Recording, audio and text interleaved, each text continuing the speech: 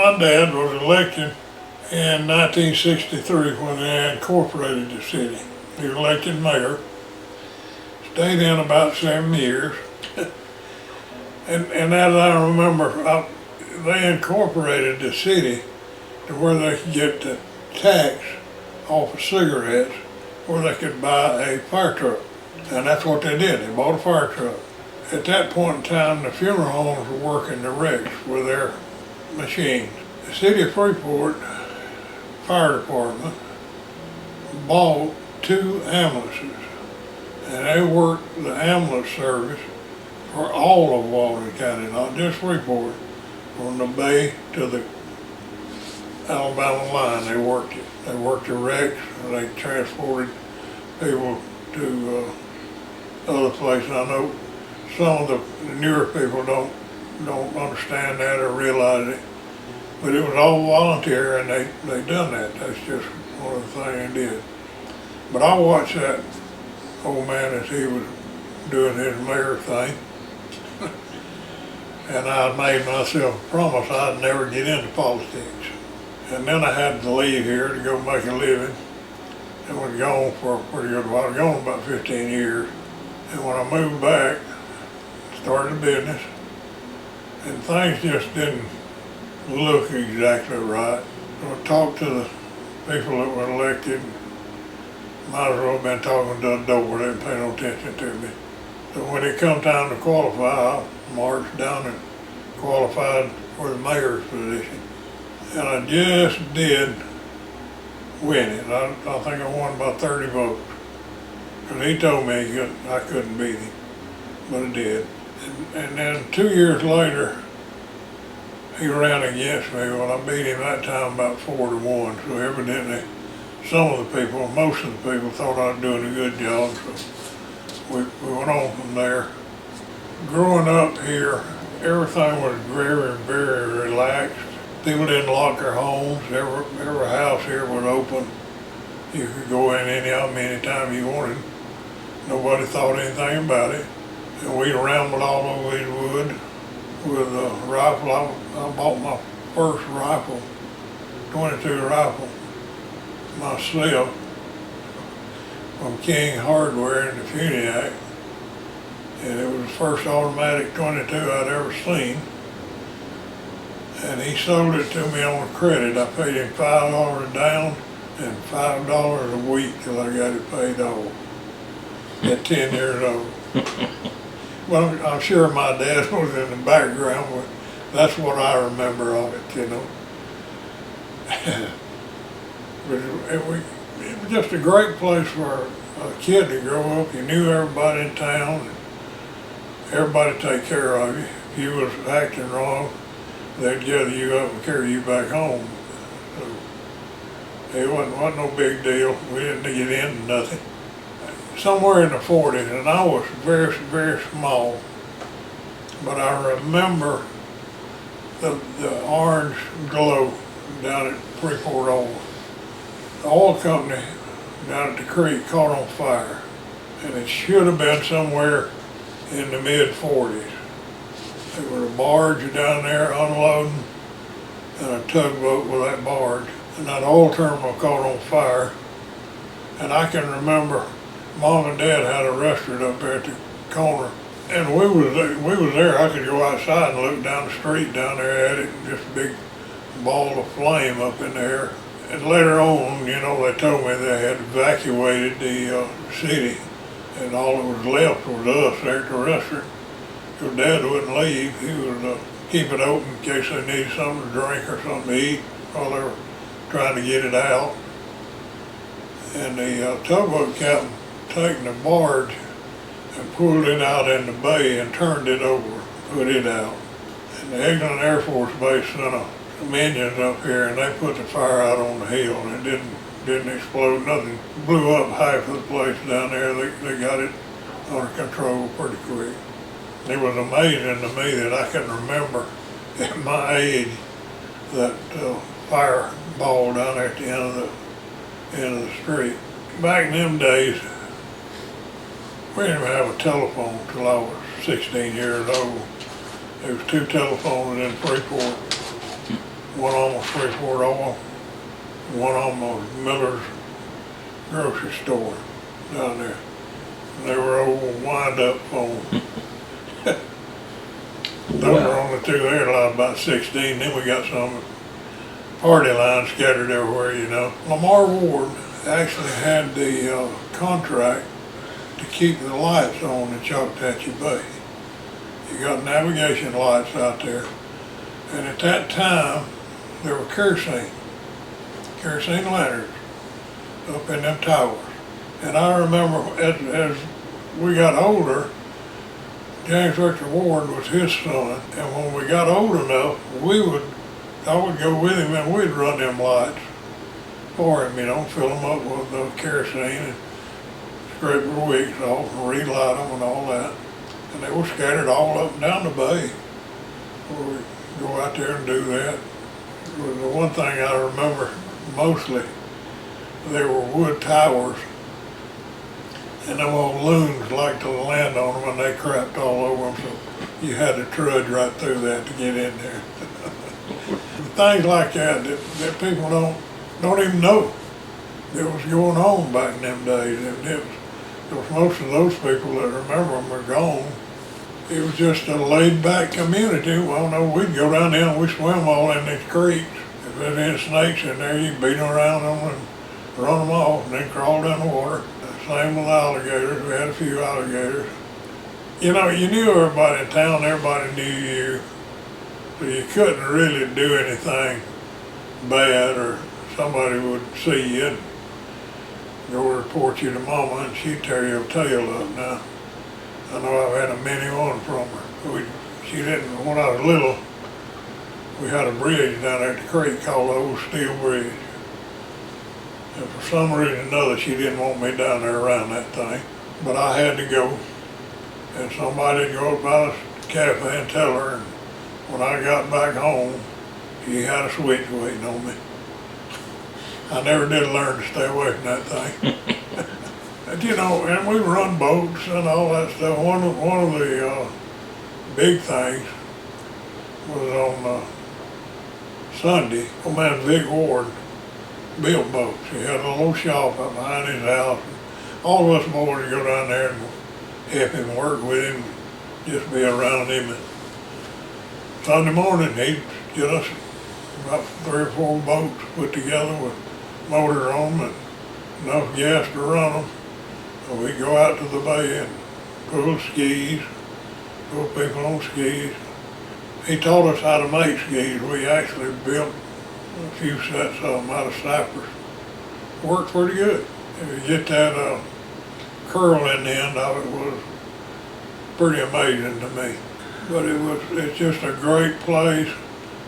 One of the things that I didn't want to see happen, I didn't want Freeport to lose its identity as it grew. And we tried every way in the world to keep it from doing that. But it's gone, folks, and it'll never be back. It's not the same community. People don't even look at it that way anymore, and I hated to see that. When I was young, old man Casey had an ice plant there, and he actually made his blocks, and they were in 300-pound cans, 300-pound blocks, and he froze them, and they had about 3 guys that had ice routes, and they would load them trucks with a 300-pound block, cover them up with a tarpaulin, and they were on a route. And they got to your house, whatever you wanted, a 25 or 50 pounds, they chiseled it off of that block, carried it inside and put it in your refrigerator. I guess you'd call it a cooler then, I don't know what it would be called. You know, that went on for several years. Actually, one summer, I went down there and worked for him a little bit, filling things up with water and put them in that brine to freeze. I had to put a long needle down in them and pump air in it to make it circulate and freeze right. And you had to get that needle, wash that needle out before you could dump it in the tank in the cooler down there. And that was amazing to me how that all done it. And it was a pretty good industry at that time. What brought you back to Freeport? My children. I had a boy and a girl. One of them was in the 7th grade and the other one was in the 9th grade. And I got to looking around. They was in a junior high school with 2,000 other kids, and they didn't know nobody and nobody knew them. So I got to looking around, found me something to do, sold everything I had, and moved them back to Freeport where they know everybody and everybody know them. I didn't know whether I'd made the right decision there for a while or not. But later on, my son went back, they invited him up to a class reunion. He was grown, out of school and all that. He come back, when he got back from up there, he come up, he said, thank you for getting me out from up there. He said, all them boys that I grew up with and run with have all made a pile of money, but they're all drug addicts, every last one of them. And he said, if you hadn't done that, I'd have been right there. That made all the difference in the world to me. Actually, let me go back to 1st grade on me. The school in Freeport burnt down. Well, they were building a new one. And actually, I could have started school when I was 6 years old, but school wasn't ready, so I had to wait till I was 7 before I could go to school.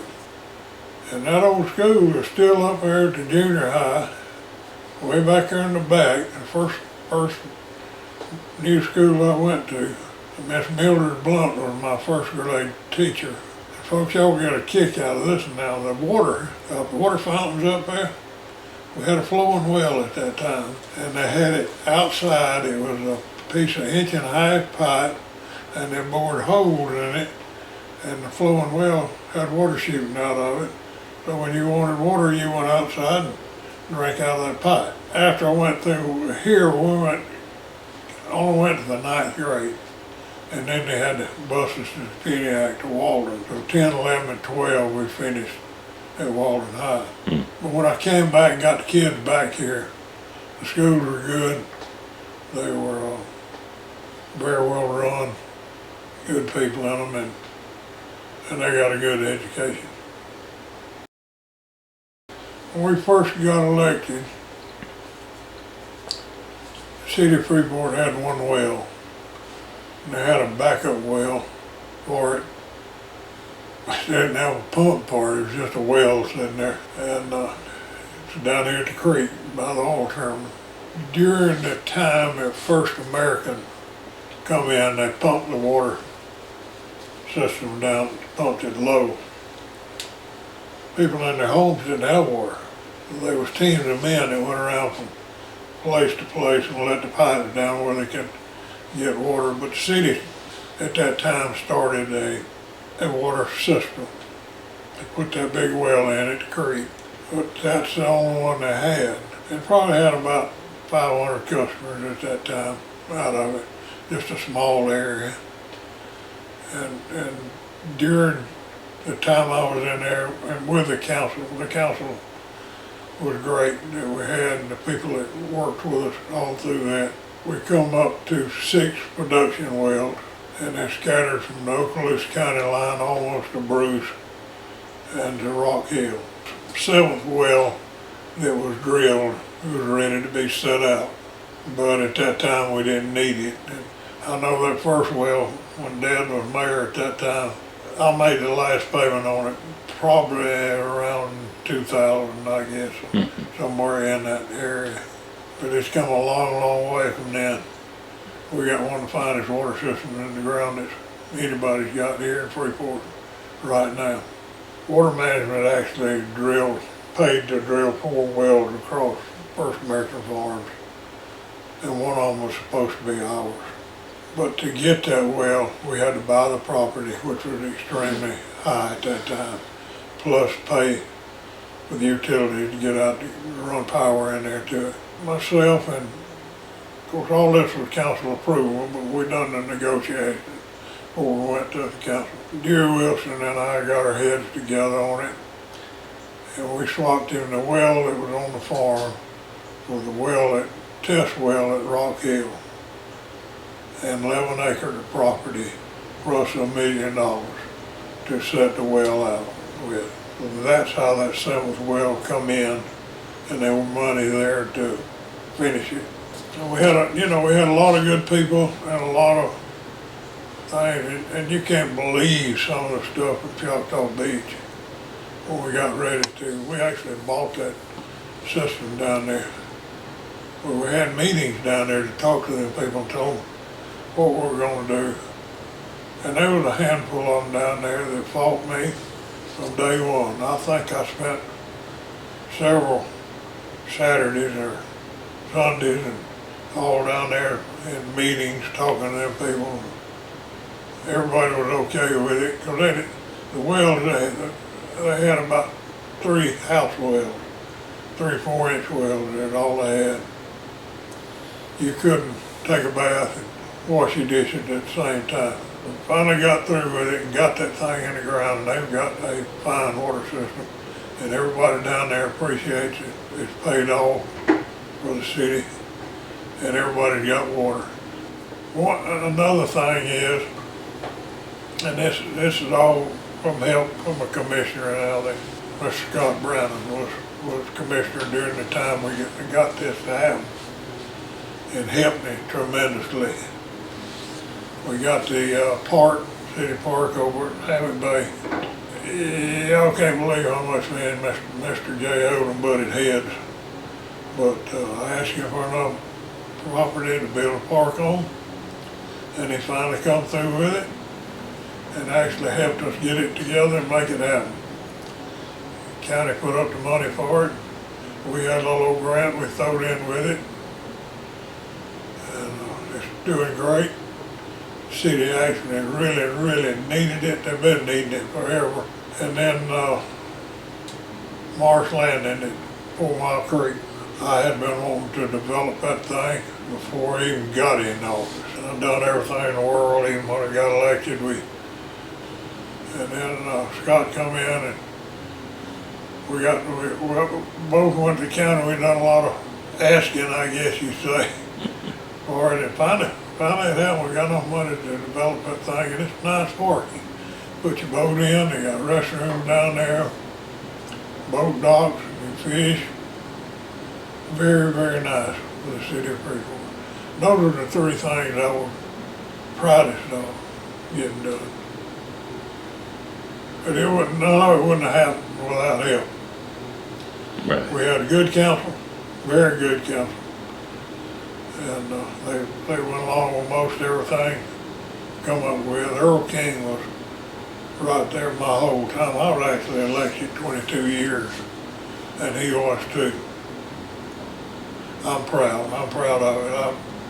I didn't realize what that job was actually doing to me physically and mentally until I didn't have to worry about it anymore. I believe I would have died in office if I'd have been elected another 4 years. From the time that I got out, it felt so much better. Mm-hmm. You don't know. You've been there all that long, you grew along with it, and you don't realize what's happening to you. But I'm glad it's over. I appreciate my time that people gave me. I'm glad it's done.